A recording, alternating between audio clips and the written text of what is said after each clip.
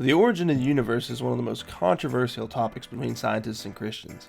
The Bible presents the creation account in the book of Genesis, while the scientific community has proposed their own theory as to how the universe happened into existence. The Big Bang Theory is the most generally accepted scientific explanation to the origin of the universe.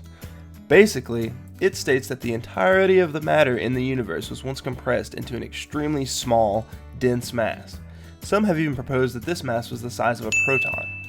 This mass then exploded into our wonderfully ordered and intricate universe. This event, using the rate at which the universe is currently accelerating, is said to have occurred around 14 billion years ago, give or take a billion or two. Several faults exist in this theory, however.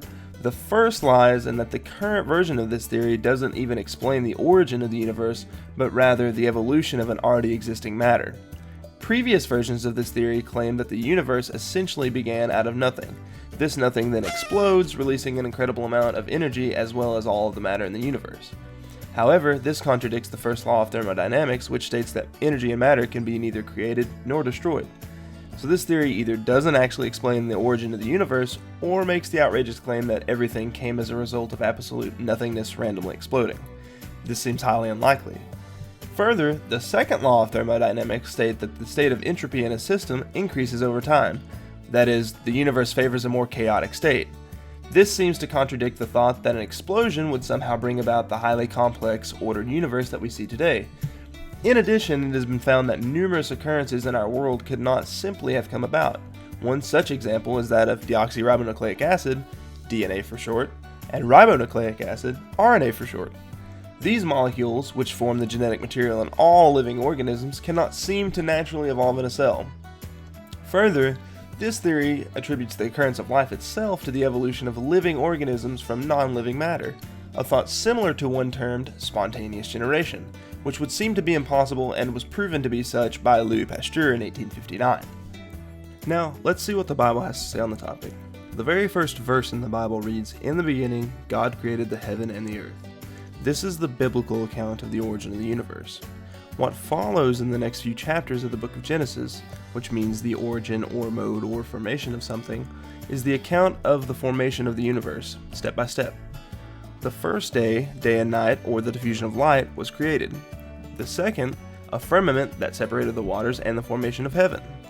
The third day sees the formation of land and sea, or rather the organization of the waters on the earth and the formation of plant life. The sun, moon, and stars make their appearance on the fourth day. The fifth day sees the formation of marine life as well as avian life, and on the last creationary day, the beasts of the earth are formed in addition to the first humans, Adam and Eve. The rest is history.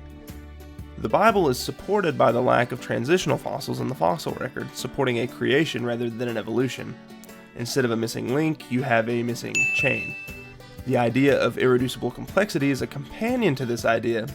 It states that living things are filled with molecular machines that are irreducibly complex, meaning that all of the parts of each machine must be completely formed in the right places, in the right sizes, in operation order at the same time for the machine to function.